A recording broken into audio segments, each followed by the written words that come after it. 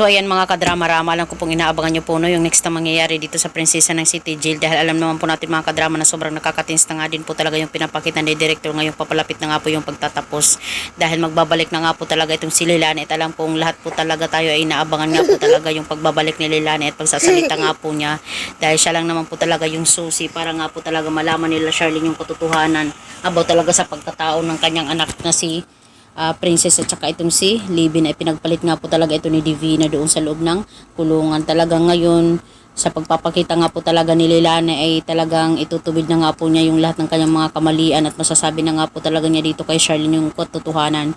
At saka itong si Divina ay wala na po talaga siyang kawala kundi harapin na lang po talaga yung lahat ng kanyang mga consequences ng kanyang mga nagawang kasalanan.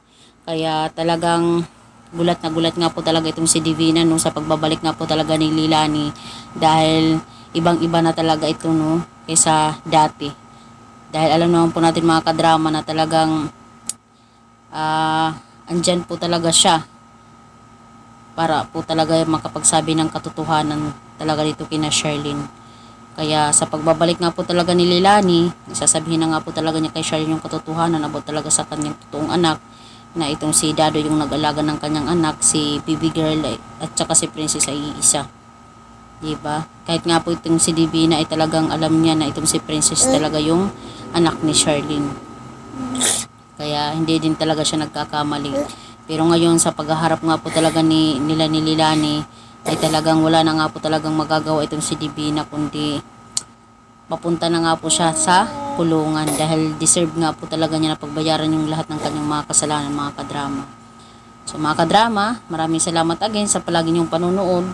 Huwag niyo pong kalimutan na i-like, i-share, tsaka i-subscribe po yung aking channel para sa susunod na video mga kadrama is ma-update ko po kayo.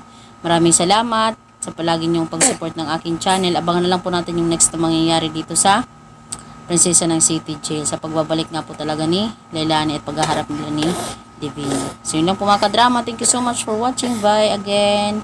Ingat po tayo palagi and God bless you.